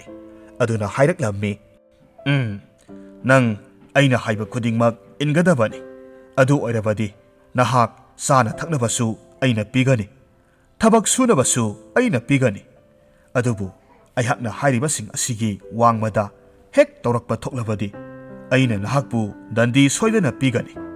ꯑꯩꯅ ꯍꯥꯏꯔꯤꯕꯁꯤꯡ ꯑꯁꯤ ꯈꯪꯂꯕ꯭ꯔꯥ?" ꯑꯁꯤ ꯍꯥꯏꯔꯗꯨꯅ ꯑꯍꯜ ꯑꯗꯨꯅ ꯄꯥꯏꯔꯤꯕ ꯃꯤꯇ꯭ꯔꯪꯒꯤ ꯆꯩꯁꯨ ꯑꯗꯨꯅ ꯅꯨꯄꯥ ꯃꯆꯥ ꯑꯗꯨꯒꯤ ꯃꯀꯣꯛ ꯑꯗꯨꯗ ꯊꯦꯡꯂꯗꯨꯅ ꯅꯨꯄꯥ ꯃꯆꯥ ꯑꯗꯨꯕꯨ ꯋꯥꯈꯜ ꯇꯔꯪ ꯃꯥꯂꯪ ꯑꯃꯗ ꯄꯨꯔꯛꯂꯝꯃꯤ ꯑꯃꯗꯤ ꯃꯍꯥꯛꯄꯨ ꯖꯪꯒꯜ ꯑꯗꯨꯒꯤ ꯃꯅꯨꯡ ꯑꯗꯨꯗ ꯄꯨꯁꯤꯜꯂꯛꯂꯝꯃꯤ꯫ ꯃꯇꯝ ꯑꯗꯨꯗ ꯅꯤꯡꯊꯧ ꯃꯆꯥ ꯑꯗꯨꯅ ꯄꯨꯔꯛꯄ ꯍꯋꯥꯏ ꯃꯔꯨ ꯑꯗꯨ ꯂꯝꯕꯤꯗ ꯈꯔ ꯈꯔ ꯇꯥꯍꯧꯔꯝꯃꯤ꯫ ꯑꯁꯨꯝꯅ ꯖꯪꯒꯜ ꯑꯗꯨꯒꯤ ꯃꯅꯨꯡ ꯍꯟꯖꯤꯟꯅ ꯑꯉꯛꯄ ꯈꯨꯗꯣꯡꯊꯤꯕ ꯂꯝꯕꯤ ꯀꯌꯥ ꯐꯥꯎꯗꯨꯅ ꯑꯍꯜ ꯑꯗꯨꯅ ꯅꯤꯡꯊꯧ ꯃꯆꯥ ꯑꯗꯨꯕꯨ ꯄꯨꯗꯨꯅ ꯆꯠꯂꯝꯃꯤ꯫ ꯑꯁꯨꯝ ꯂꯥꯛꯄ ꯑꯁꯤꯗ ꯁꯨꯔꯨꯡ ꯑꯃꯒꯤ ꯃꯅꯥꯛꯇ ꯌꯧꯔꯛꯂꯝꯃꯤ꯫ ꯁꯨꯔꯨꯡ ꯑꯗꯨꯒꯤ ꯊꯣꯡꯖꯤꯜ ꯑꯗꯨ ꯆꯥꯎꯔꯕ ꯅꯨꯡꯖꯥꯎ ꯑꯃꯅ ꯊꯤꯡꯂꯝꯃꯤ꯫ ꯑꯍꯜ ꯑꯗꯨꯅ ꯃꯐꯝ ꯑꯗꯨꯒꯤ ꯑꯀꯣꯏꯕꯗ ꯉꯥꯏꯍꯥꯛ ꯆꯦꯛꯁꯤꯟꯅ ꯌꯦꯡꯂꯕ ꯃꯇꯨꯡꯗ ꯑꯆꯧꯕ ꯅꯨꯡ ꯑꯗꯨꯗ ꯃꯍꯥꯛꯅ ꯄꯥꯏꯔꯤꯕ ꯃꯤꯇ꯭ꯔꯪꯒꯤ ꯆꯩꯁꯨ ꯑꯗꯨꯅ 3ꯂꯛ ꯊꯥꯔꯝꯃꯤ꯫ ꯏꯈꯪ ꯈꯪꯍꯧꯗꯅ ꯆꯥꯎꯔꯕ ꯅꯨꯡ ꯑꯗꯨ ꯅꯥꯀꯜ ꯑꯃꯗ ꯊꯩꯗꯣꯛꯈꯤ ꯑꯃꯁꯨꯡ ꯁꯨꯔꯨꯡ ꯑꯗꯨ ꯊꯣꯡ ꯍꯥꯡꯗꯣꯔꯛꯂꯝꯃꯤ꯫ ꯑꯍꯜ ꯑꯗꯨꯅ ꯅꯨꯄꯥ ꯃꯆꯥ ꯑꯗꯨ ꯃꯈꯨꯠꯅ ꯄꯥꯏꯔꯗꯨꯅ ꯍꯥꯏꯔꯛꯂꯝꯃꯤ, "ꯑꯩꯍꯥꯛꯀꯤ ꯏꯇꯨꯡ ꯏꯟꯅꯔꯛꯎ"꯫ ꯑꯁꯨꯝꯅ ꯅꯨꯄꯥ ꯃꯆꯥ ꯑꯗꯨ ꯑꯍꯜꯗꯨꯒꯤ ꯃꯇꯨꯡ ꯏꯟꯅꯗꯨꯅ ꯁꯨꯔꯨꯡ ꯑꯗꯨꯗ ꯆꯪꯁꯤꯜꯂꯛꯂꯝꯃꯤ꯫ ꯁꯨꯔꯨꯡ ꯑꯗꯨ ꯑꯁꯨꯛꯀꯤ ꯃꯇꯤꯛ ꯃꯝꯃꯤ꯫ ꯌꯥꯝꯅ ꯁꯥꯡꯅ ꯆꯪꯂꯕ ꯃꯇꯨꯡꯗ ꯁꯨꯔꯨꯡꯒꯤ ꯂꯝꯕꯤ ꯂꯣꯏꯔꯗꯨꯅ ꯃꯐꯝ ꯑꯃꯗ ꯊꯨꯡꯂꯝꯃꯤ꯫ ꯃꯐꯝ ꯑꯁꯤꯗꯗꯤ ꯂꯩꯆꯤꯜꯒꯤ ꯃꯆꯨꯒꯨꯝ ꯉꯧꯔꯨꯅꯕ ꯃꯩꯉꯥꯜꯅ ꯃꯐꯝ ꯈꯨꯗꯤꯡ ꯄꯨꯡꯉꯥꯟ ꯉꯥꯜꯂꯤ꯫ ꯃꯩꯉꯥꯜ ꯑꯗꯨ ꯅꯨꯃꯤꯠꯀꯤ ꯃꯉꯥꯜ ꯑꯃꯗꯤ ꯊꯥꯖꯒꯤ ꯃꯉꯥꯜꯒꯨꯝꯕꯗꯤ ꯅꯠꯇꯦ꯫ ꯇꯁꯦꯡꯅ ꯃꯉꯥꯜ ꯑꯗꯨ ꯐꯠꯇ꯭ꯔꯕ ꯖꯥꯗꯨꯒꯔ ꯑꯗꯨꯅ ꯃꯤꯇ꯭ꯔꯪꯒꯤ ꯃꯌꯥꯒꯤ ꯃꯇꯦꯡꯅ ꯄꯨꯊꯣꯛꯄ ꯃꯩꯉꯥꯜ ꯑꯣꯏꯔꯝꯃꯤ꯫ ꯃꯐꯝ ꯑꯗꯨ ꯑꯉꯛꯄꯒꯤ ꯃꯇꯧꯅꯤ꯫ ꯃꯐꯝ ꯑꯗꯨꯗ ꯂꯩꯔꯤꯕ ꯂꯩꯕꯥꯛ, ꯏꯁꯤꯡ, ꯎ ꯄꯥꯝꯕꯤꯁꯤꯡ, ꯁꯥ ꯎꯆꯦꯛꯁꯤꯡ ꯄꯨꯝꯅꯃꯛ ꯑꯁꯦꯡꯕ ꯇꯥꯏꯕꯪꯄꯥꯟ ꯑꯁꯤꯗ ꯂꯩꯔꯤꯕꯁꯤꯡ ꯑꯗꯨꯒ ꯈꯦꯠꯅꯔꯝꯃꯤ꯫ ꯄꯨꯝꯅꯃꯛꯁꯤꯡ ꯑꯗꯨ ꯎꯕ ꯃꯇꯝꯗ ꯅꯤꯡꯊꯧ ꯃꯆꯥ ꯑꯗꯨ ꯑꯀꯤꯕ ꯐꯥꯎꯔꯛꯈꯤ꯫ ꯑꯗꯨꯕꯨ ꯍꯦꯟꯅ ꯅꯤꯡꯊꯧ ꯃꯆꯥ ꯑꯗꯨꯗ ꯑꯀꯤꯕ ꯐꯥꯎꯔꯤꯕꯗꯤ ꯃꯐꯝ ꯑꯗꯨ ꯑꯗꯨꯛꯀꯤ ꯃꯇꯤꯛ ꯏꯆꯤꯛ ꯆꯤꯛꯄ ꯑꯗꯨꯅꯤ꯫ ꯃꯐꯝ ꯑꯗꯨꯗ ꯅꯨꯡꯁꯤꯠꯅ ꯍꯨꯝꯕꯒꯤ, ꯎꯅꯥꯅ ꯂꯦꯡꯕꯒꯤ ꯁꯥꯍꯨꯝ ꯑꯃꯠꯇ ꯇꯥꯕ ꯐꯪꯗꯦ꯫ ꯃꯐꯝ ꯈꯨꯗꯤꯡꯗ ꯎꯁꯥꯗ ꯇꯣꯡꯗꯨꯅ ꯂꯩꯔꯤꯕ ꯎꯆꯦꯛꯁꯤꯡꯅ ꯃꯌꯥ ꯀꯥꯊꯣꯛꯇꯨꯅ ꯈꯣꯡꯂꯕꯁꯨ ꯃꯈꯣꯜꯗꯤ ꯑꯃꯠꯇ ꯊꯣꯛꯇꯦ꯫ ꯂꯩꯔꯤꯕ ꯁꯥꯁꯤꯡ ꯑꯗꯨꯁꯨ ꯇꯨꯃꯤꯟ ꯃꯈꯣꯟ ꯊꯣꯛꯇꯅ ꯂꯩꯅꯔꯝꯃꯤ꯫ ꯇꯨꯔꯦꯜꯒꯤ ꯏꯁꯤꯡ ꯑꯗꯨꯁꯨ ꯅꯥꯁꯣꯟ ꯑꯃꯠꯇ ꯊꯣꯛꯇꯅ ꯇꯨꯃꯤꯟꯅ ꯆꯦꯜꯂꯝꯃꯤ꯫ ꯑꯍꯜ ꯑꯗꯨꯁꯨ ꯋꯥ ꯃꯆꯦꯠ ꯑꯃꯠꯇ ꯉꯥꯡꯗꯦ꯫ ꯅꯤꯡꯊꯧ ꯃꯆꯥ ꯑꯗꯨꯅ ꯑꯍꯜ ꯑꯗꯨꯗ ꯃꯐꯝ ꯑꯗꯨꯒꯤ ꯑꯉꯛꯄꯁꯤꯡ ꯑꯗꯨꯒꯤ ꯃꯔꯝꯗ ꯍꯪꯂꯝꯃꯤ꯫ ꯑꯗꯨꯕꯨ ꯃꯍꯥꯛ ꯀꯔꯤꯃꯠꯇ ꯈꯨꯝꯗꯦ꯫ ꯇꯧꯔꯤꯕ ꯃꯇꯧ ꯑꯁꯤ ꯎꯕꯗ ꯅꯤꯡꯊꯧ ꯃꯆꯥ ꯑꯗꯨꯗꯤ ꯀꯤꯕꯅ ꯂꯣꯏꯔꯦ꯫ ꯑꯁꯨꯝ ꯃꯐꯝ ꯑꯗꯨ ꯂꯥꯜꯂꯒ ꯂꯥꯛꯄ ꯑꯁꯤꯗ ꯀꯣꯟꯅ ꯊꯪꯗꯗꯤ ꯃꯐꯝ ꯑꯃꯗ ꯑꯃꯨꯛ ꯌꯧꯔꯛꯂꯝꯃꯤ꯫ ꯃꯐꯝ ꯑꯁꯤꯗꯗꯤ ꯖꯤꯕ ꯄꯥꯟꯕꯁꯤꯡꯒꯤ ꯃꯈꯣꯜ ꯇꯥꯔꯛꯂꯝꯃꯤ꯫ ꯇꯁꯦꯡꯅ ꯃꯐꯝ ꯑꯁꯤꯗꯤ ꯃꯍꯧꯁꯥꯒꯤ ꯃꯐꯝꯒ ꯃꯥꯟꯅꯔꯝꯃꯤ꯫ ꯑꯁꯨꯝ ꯂꯥꯛꯄꯅ ꯃꯃꯩꯊꯪꯗ ꯑꯍꯜ ꯑꯗꯨꯒꯤ ꯌꯨꯝ ꯌꯧꯔꯛꯂꯦ꯫ ꯑꯍꯜ ꯑꯗꯨꯅ ꯅꯤꯡꯊꯧ ꯃꯆꯥ ꯑꯗꯨ ꯁꯪꯒꯣꯜ ꯑꯃꯗ ꯄꯨꯁꯤꯜꯂꯝꯃꯤ ꯑꯗꯨꯒ ꯍꯥꯏꯔꯝꯃꯤ, "ꯅꯨꯄꯥ ꯃꯆꯥ, ꯅꯍꯥꯛ ꯃꯐꯝ ꯑꯁꯤꯗ ꯇꯨꯝꯒꯗꯕꯅꯤ꯫ ꯅꯪꯅ ꯀꯅꯥꯒꯨꯝꯕ ꯑꯃꯠꯇꯒ ꯋꯥꯔꯤ ꯁꯥꯅꯕ ꯌꯥꯗꯦ꯫ ꯀꯅꯥꯗꯁꯨ ꯀꯔꯤ ꯑꯃꯠꯇ ꯍꯥꯏꯕ ꯌꯥꯗꯦ꯫ ꯑꯩꯍꯥꯛꯅ ꯍꯥꯏꯔꯤꯕ ꯈꯨꯗꯤꯡꯃꯛ ꯅꯍꯥꯛꯅ ꯇꯧꯒꯗꯕꯅꯤ꯫ Hayengdagi nahak thabak suba hauragadabani. Asumna hairamlaga ahal adu yumdugi manungda sangkhiramme. Ningthau masa adu mahakna purakpa khaw adu laibak makhada thamduna lamsang lakpagi waraduna ngaihak mafam aduda potharamme. Mafam asida kari kari thabak hayengi numitta tawhallakadoribano haina khanduna ngaihak potharamme. Asumna khana khana mahak tumthakre. Numidangi chak chabagi matam yoksilaklabada nupi masa amana sanggol aduda laktuna tumliba ningthong masa nupa adubu hauduklamme. Ningthong masa aduna masak matau sangkholabi nupi adu uba matamda ngaihak mitpham hongdana yengduna lei. Nupi masa adusu ningthong masa adubu yengjaramme. Ningthong masa aduna khalli nupi asi mahakki mahut sinduna pukhiba laumi adugi masa nupi adu soidana oigani haina khalamme. Nupi adu thengnabaduda mahak aduki matik nungaijaramme. Nupi aduna thotna menglaba khonjelda hairaklamme. Mahasoi numidangi sak sabagi matam oire. Hayengdi nahakna tawgadaba thabak mayam leigani. Mahakna nahakpu hayengdagidi mitkup amata phawba potha haloidawribani. Aduna ngasi ningthina saba thakpa tahubana afaba oigani. Nupi aduna hairiba wa adu ningthau masanupa aduna munna taramme. Amadi makhoi animak sak safam ka manung aduda punna sangminarakle. Sana thaknaba sing adu saba loiraba matungda ahal aduna ningthau masanupa aduda hayengi numitta pangthokadaba thabaksing hairiklamme. Tau nupa masa hayengi numitta nangna awangba upalsing asida paliba ohising asi hekadabani. Aduga athapada asomda seliba turel adudagi ising soklukadabani. Lairiba sing asi loinamak khaidokadabani. Karigumba aina hariba thabaksing asi hayengi numitta pangthokpa ngamdrabadi aibu phatti haiganu ko. Nahak numit taretni karigumba amata pija pithak tawroidawribani. Khanglabara. Asi hairamlaga FATRABA ahal adu tumba sangkhre. Ningthau masanupa adusu mahakki leifam sanggol aduda laktuna numidang adumadi mafam aduda tumlamme. Mathangi numit ayukki matam oiraklabada FATRABA jadugar aduna hairiba thabak khudingmak ningthau masanupa aduna tawramme. Awangba udagi uhai heklamme. Athapa tureldagi ising soklamme. Amadi lairiba singsing adusu loina khaidoklamme. Mahakna thabaksing asi pangthoklingai matamda nupi aduna tuminna yengjaramme. Amadi thabaksing adu mai pakna pangthokpa ngamjaba aduda chauthokjaba amadi harauba phawramme. Thabaksing adu irai laina ningthau masanupa aduna pangthokpa ubada FATRABA ahal aduna hayengi numitta ningthau masanupa aduna pangthokpa ngamloidaba thabak pirage haina khalamme. Numidangi sak saba loinaraba matungda ahal aduna marau leina hairaklamme. Nupa masa hayengdi nahakna yamna laina pangthokpa ngamgadaba thabak ama oina aihakna piragani. Se aina piriba thangol se lauro. Aihakki sagol amuba ama lairiba se masigi hayeng nongmagi watanaba sajik phangadabani. Karigumba aina numidang wairamgi matamda aihakna yengba matamda sabamda sajik yauramdrabadi kaya nungairoi ko. Sekshillu nupa masa. Asumna hayeng pangthokadaba thabak adu khangladuna ningthau masa nupa adu mahaki tumphamda laklamme. Aduga matomta khanjaramme. Phare hariba thabak asi ayakna punsida amukta tawraktragasu irai laina pangthokpadi ngamganidana. Asumna khanduna lairingai nupi adu ningthau masa nupa aduna lairiba sanggol aduda laklamme. Aduga ningthau masa nupa aduda hanglamme. Ahal aduna hayengi numitta pangthokadaba thabak adu kari oina piraklabage haina hange. Maduda ningthau masa nupa aduna paukhumlamme. Hayengidi karisu laiba thabak natte. Yamna laiba thabak nida. Sumna ahal asigi sagol ama lairibase masigi nongmagi sajik phalaga pijaba khaktanida. Nupiduna khomme. Oh, onthokna laibak thireda ko nahakti. Kamdawna hariba thabakto nahakna pangthokadawribano. ahal asigi angauba sagol do achamba sagol natte mirol ngang ngamba sagol ni sagol adudi matam supada mabuk lamduna ta adum laibani mahakki nongmagi sajik asi miyoi kunna numit chupa ama phanba sajik tu saribani matau karamna natomta thabak asibu pangthokpa ngamgadawribano phare adubu aina haribase munna tabiyu thabak asi mai pakna pangthokke hairabadi aina haribase tawbiyu masina nahakki amata ngairaba upai oigani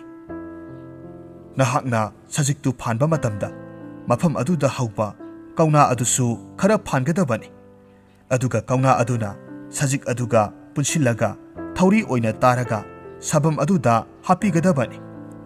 maduda sagol aduna karino nahakna tawribadu haidana hanglakani maduda nahakna aihakna hapiba kaunaga sajikka pullaga sariba thauri asina nahakna saba matamda nahakki nayada yasinduna pannabani haibiyu adumna tawrabadi sagol angaubaduna makha tana sajik sararoi tawribani wafamsing asi hairamlaga leisabi adu tuminna mafam adudagi thokhirammi mathangi ayukni ningthong masanupa aduna sajik phanba satlammi mahakna thangol paiduna yamna laina sajik mayam ama phalammi phanba loiraba sajik adu sagol adugi lairiba sabam aduda thanna haplammi aduga amuk mathangi hapnanaba sajik phanba amuk chatkhi amuk phaluraga mapun phare khaladuna sajik singadu sabamda hapa lakpa matamdadi yamlaba sajik singadu amata sabam aduda yauramdre madu ubada ningthong masa adu ngaklammi mahak pakhat pasu phauraklammi maramaduna leisabi aduna hairambadu tawdrabadi thabak asi pangthokpa ngamlaroi haina khanduna sajik aphanba singadu haplamlaga ahumlak suba oina sajik phanba chatkhre handakti sajik khara amaga kauna khara phalaga laklammi aduga sagol adugi mamangda kauna aduga sajik aduga punsinaduna thauri oina tarammi madu ubada sagol angaubaduna yamna ngakna hanglaklammi sanopa karino nahakna tawribadubu o karisu nateda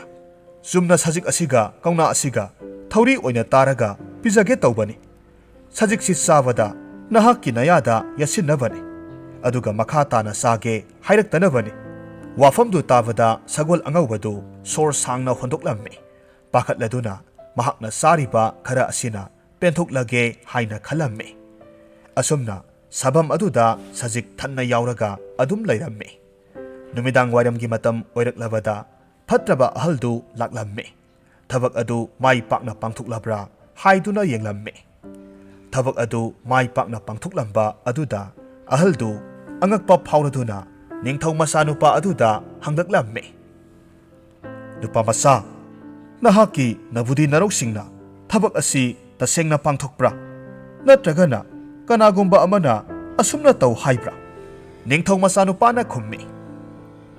thabaksi ayakna kanagi sumating yaudana pangthuksabani fatraba ahaldu maithire khaladuna suktoklaga yenglamduna chatkhirammi ningthau masanupa adu thabak adu mai pakna pangthuksaba aduda yamna nungairammi numidangi matamda chaba thakpa loinaraba matamda ahal aduna hayengi numitta ningthau masanupa aduna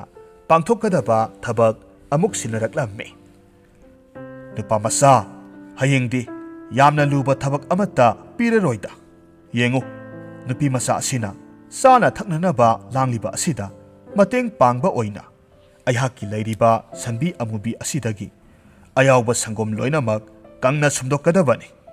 karigumba ayhakna sangom sumduna yengba matamda sangom marik ama hek yaurambada nahak kaya nungairoi ko asumna hairamlaga ahal adu chatkhirammi ningthau masanupa aduna khalammi hayengi thabak asidi karisu laitaba yamna laina pangthokpa ngamgadaba thabakni haina khalammi asumna khanduna mahak tumnanaba sem saringai matamda leisabi du amuk laklammi aduga hanglaklammi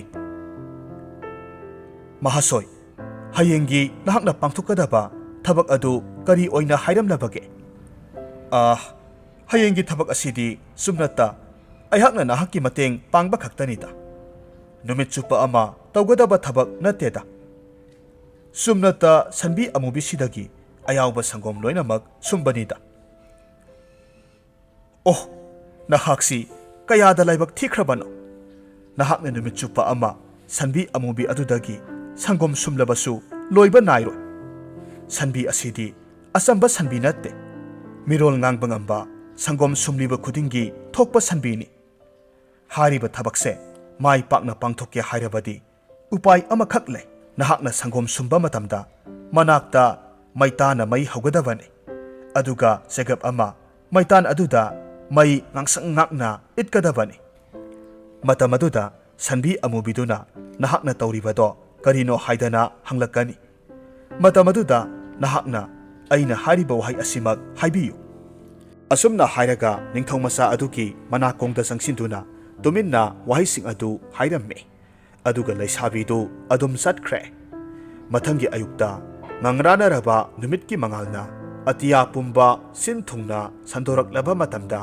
Ningthou मसानुपा अदु तुमलंबदगी हौगलकलम्मे मखुत्ता मैतान खरा अमदी सेगप अमा पाइदुना सनबी अमुबिदुगी मनाक अदुदा लाकलम्मे अमदी लैसाबी अदुना हाइरम्बा खुदिंगमक तौरम्मे Ningthou मसानुपा अदुना तौरिबसिंगदु उबदा सनबी अमुबिदुना ngakladuna hanglaklamme इ करिनो इसानुपा नहाकना तौरिबा अदुबो करिसु नतेदा सुमना सुम मैतान असिदा मैना इतुना सहल्लबा सेगप असिना अइना पामलिबा संगोमगी सांग असिदगी हेना पिरकलबदी सेगप असिना सबके तौबनी वाफमदु तारुबदा सनबी अमुबिदु कीबना मसा थक थक निकलम्मे असुमना निंगथौ मसानुपा अदुना पुरकलिबा पात्र अदु थल्लबा मतुंगदा संगोम अदु मखा ताना Marik अमत्ता थोखल्लमदे ngaihakki matungda fatraba ahaldu sangol aduda laktuna sanbi amubi aduda masamakna sangom sumduna yenglamme adubu sangom marik ama phawba thoklamde maduda ngakladuna thabak asi nahakna kanagi sumateng yaudana tauribra haina ningthau masanupa aduda hanglaklamme ningthau masanupa aduna ayakna kanagi sumateng yaudana taujabani haina khumme ahal adu phamlambadagi haugatuna ningba kaina mafam adudagi chatkiramme asumna ahal aduna mathang mathang numit kayani aru aruba pangthokpa ngamlaroidaba thabak kaya ama ningthau masanupa aduda piramme amadi ningthau masa aduna hairiba thabak sing adu nupi adugi matengna irai laina pangthoklamme asumna mai pakna pangthokpa asida ahal aduna yamna phaba saraduna Ningthou मसानुपा अदुदा मरौ लैना हाइरम्मे अयहाकना नहाकना अरु अरुपा थबकसिंग असि पांगथोकपा असिदा यामना पेले मरमदुना हयेंगी अयुक अंगनबदा अइगी इनाक्ता मफम असिदा लैरिबा नुपी अदु पुरगा लाकदबने अइना खंगले नखोय अनिसी अमना अमबु नुंगसिनै हाइबसे अदुना अइना नखोय अनिबु हयेंगी नुमित्ता लुहोंगबिरगाने निंगथौ मसा अदु अहल अदुगी वाफमदु तावदा असिंगबगी ओइरबोय खंदुना अदुकी मतिक हराउरम्मे मरमदुना नुमिदांग अदुदा अहल अदुना हाइरकपा वाफम खुदिंगमक अमता सिथदना निंगथौ मसा अदुना नुपी अदुदा तमलम्मे वाफमदु तावदा लौसिंग लैरबी नुपी अदुदी पाखतलदुना तुमिन्ना नुंगी मूर्ति अमगुम लैखिरम्मे अदुगा हाइरक्की फत्रबा अहल असिना नहाकी मतेंग पांगलिबा मिसक असि कनानो हाइबदो खंख्रे उपाय अमा तौदुना अइखोय मफम असिदगी नाथोक्तुना चलहौद्रबदी अइखोय अनिमक अहल असिना हयेंगी नुमित्ता सोइदना हाटखरगनी अदुबु अइखोय इसा कंजनबा उपाय अमदि लै से अइना पारिबा सिंजंग असे पाइरो अदुगा नहाकना सनबी अमुबिदुगी मनाक्ता लैरिबा सनाउदो महाकी मकोक्तु तंखाई ताना अमुकी खुथादा खाइदोकपियु मतमदुदा सनाउ अदुगी मकोक अदुदगी मनी अमखक तारकनी मदुगी मनीदो अइंगोंदा पिबियु अदुगा मखा ताबा तौगदबसिंग अदुदी अइने लोइनमक तौजरगे असुमना नुपी असिना हाइबगी मतुंग इन्ना निंगथौ मसानुपा अदुना मखुत्ता सिंजंग अमा पाइरदुना संगोल तमना लाकलम्मे Ningthou मसानुपा अदुना singjang aduna amuki khuthada sanau aduki makok adu tangkhai tana khairammi kudak aduda yamna langlaba mani amakhak taraklammi mafam adu mani aduki mangalna pungan ngalammi ningthong masa aduna mani du khungatuna athaba phi amana yomsilli aduga nupi aduna lairiba mafam aduda laklammi aduga mani adu nupi aduda pirammi asumna sukna mamlaba numidang aduda mani adu kupsiliba phi adu khara hangduklaga mani adugi mangalgi matengna mafam adu thadoktuna selaklammi fatraba ahal jadugar adudi ayuk adu thengna haugatlammi mahakna khalli ngasidi nupi masa asiga nupa masa asiga luhongna bagidamak ayuk asida punna laklagani do aina khangi nupi masa asina nupa masa aduna pangthokpa ngamlaroidaba thabak kaya irai laina pangthokpada mateng pangi haibase aina khanglabani aihakna haibagi mayokta thabak tawbagidamak makhoi anibu aihakna ngasidi hatpa tabani do asomna fatraba ahal aduna makhoi anibu lakpa ngairamme adubu phana kuina ngairaba phawada lakmandraba aduda ahal aduna makhoibu kauduna laurakhi adubu kana amatana paukhum piraktrabada singnarakpadagi phamungdagi phuk haugatlamme makhoine leiriba mafam aduda laklamme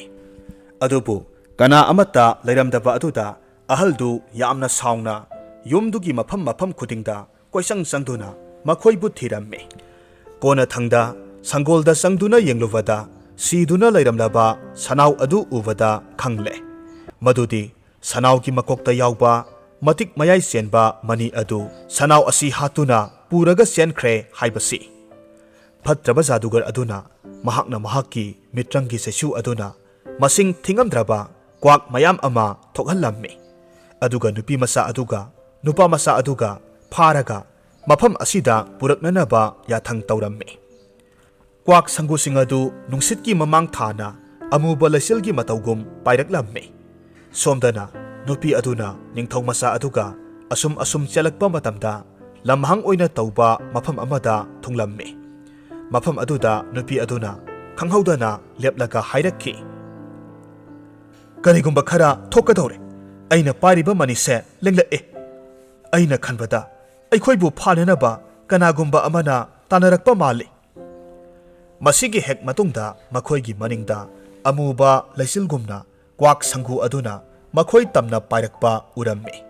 maduda nupi aduna mani adu khubakta thamduna hairammi he aigi matik mayai leraba mani hojikmak aihak mafam asida pukri masa amagi saktam olhallu aduga nupa asibuna pukri asida leiba nga amagi saktam olhallu kudak aduda makhoi animak mani adugi matengna mafam aduda pukri amadi nga ama olamme tamthiraba kwak sangu adu mafamdu yauraklammi adubu mafam aduda pukri masa amaga pukri dugi manungda nga amaga leibadu madu ubanatana atopa jiba panba amata leiba ude kwak sangu adu handuna satkre fatraba jadugar aduki manakta paikhirammi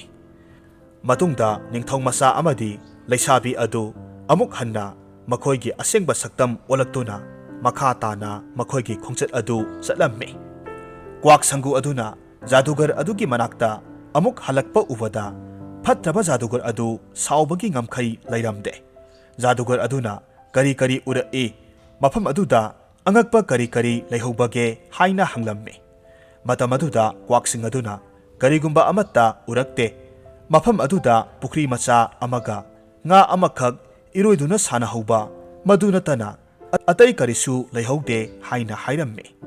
madu tabada fatraba jadugar aduna saungna hairammi hai apangbasa makhoi animakni pukri masa aduga pukri aduda leiriba nga aduga du asumna amuk jadugar aduna kwak sangu aduda pukri adugi isingdu loina thaktuknanaba amadi nga adu pharaga puraknaba yathang tawruklabada kwak sangudu amuk pairaklammi somdana kamdauri leishabi aduga ningthong masa aduga mafam adudagi yamna lapna chelaklaba matungda khanghaudana nupidu leplammi aduga nupi aduna hairakhi ꯀꯔꯤꯒꯨꯝꯕ ꯈꯔꯗꯤ ꯊꯣꯛꯀꯗꯧꯔꯦ ꯑꯩꯅ ꯄꯥꯏꯔꯤꯕ ꯃꯅꯤꯁꯤ ꯑꯃꯨꯛ ꯂꯦꯡꯂꯛꯂꯦ ꯑꯗꯨꯅ money ꯑꯗꯨ ꯈꯨꯕꯥꯛꯇ ꯊꯝꯗꯨꯅ ꯃꯈꯣꯏ ꯑꯅꯤꯃꯛ ꯑꯟꯗꯔ ꯒꯨꯂꯥꯞ ꯂꯩ ꯑꯣꯟꯅꯅꯕ ꯃꯅꯤ ꯑꯗꯨꯗ ꯍꯥꯏꯔꯝꯃꯤ ꯑꯁꯨꯝꯅ ꯃꯈꯣꯏ ꯑꯅꯤꯃꯛ ꯈꯨꯗꯛ ꯑꯗꯨꯗ ꯑꯟꯗꯔ ꯒꯨꯂꯥꯞ ꯂꯩ ꯄꯥꯝꯕꯤ ꯑꯅꯤꯈꯛ ꯑꯣꯟꯊꯣꯛꯂꯝꯃꯤ ꯀ꯭ꯋꯥꯛ ꯁꯪꯒꯨ ꯑꯗꯨꯅ ꯃꯐꯝ ꯑꯗꯨꯗ ꯌꯧꯔꯛꯂꯕ ꯃꯇꯝꯗꯗꯤ ꯑꯟꯗꯔ ꯒꯨꯂꯥꯞ ꯑꯅꯤꯗꯨ ꯅꯠꯇꯅ ꯑꯇꯩ ꯀꯅꯥ ꯑꯃꯠꯇ ꯑꯀꯣꯏꯕ ꯑꯗꯨꯗ ꯎꯗ꯭ꯔꯕꯗ ꯖꯥꯗꯨꯒꯔ ꯑꯗꯨꯒꯤ ꯃꯅꯥꯛ ꯇꯝꯅ ꯑꯃꯨꯛ ꯍꯟꯗꯨꯅ ꯄꯥꯏꯈ꯭ꯔꯦ ꯑꯗꯨꯒ ꯃꯈꯣꯏꯅ ꯊꯦꯡꯅꯔꯛꯄ ꯄꯨꯝꯅꯃꯛ ꯇꯝꯂꯝꯃꯤ ꯑꯁꯨꯝꯅ ꯐꯠꯇ꯭ꯔꯕ ꯖꯥꯗꯨꯒꯔ ꯑꯗꯨꯅ ꯃꯈꯣꯏ ꯑꯅꯤꯕꯨ ꯐꯥꯅꯅꯕ ꯀ꯭ꯋꯥꯛ ꯁꯪꯒꯨ ꯑꯗꯨ ꯍꯟꯖꯤꯟ ꯍꯟꯖꯤꯟ ꯊꯥꯔꯛꯂꯕꯗ ꯅꯨꯄꯤ ꯑꯗꯨꯒ ꯅꯤꯡꯊꯧ ꯃꯆꯥ ꯑꯗꯨꯒꯅ ꯃꯅꯤ ꯑꯗꯨꯒꯤ ꯃꯇꯦꯡꯅ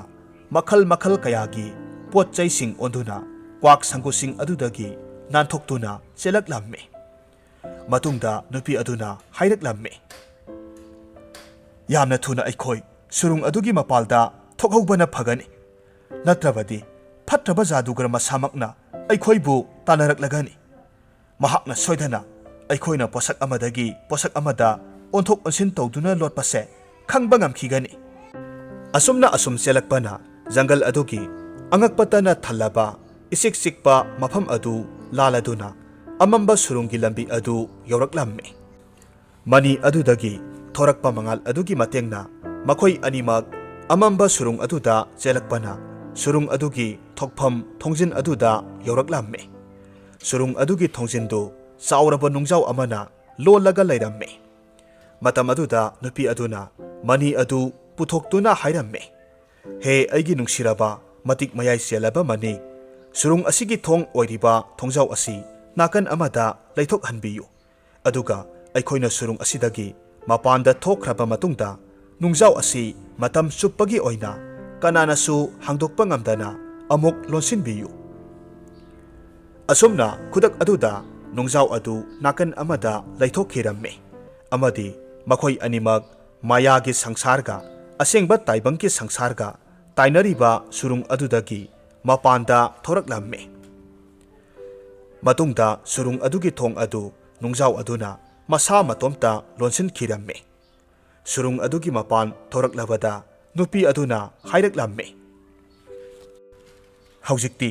ꯑꯩꯈꯣꯏ ꯀꯔꯤꯁꯨ ꯈꯨꯗꯣꯡ ꯊꯤꯅꯤꯡꯉꯥꯏ ꯑꯣꯏꯗ꯭ꯔꯦ ꯐꯠꯇ꯭ꯔꯕ ꯖꯥꯗꯨꯒꯔ ꯑꯗꯨꯅ ꯀꯔꯤꯁꯨ ꯑꯁꯦꯡꯕ ꯇꯥꯏꯕꯪꯒꯤ ꯁꯪꯁꯥꯔ ꯑꯁꯤꯗ ꯊꯣꯛꯂꯛꯄ ꯉꯝꯂꯔꯣꯏ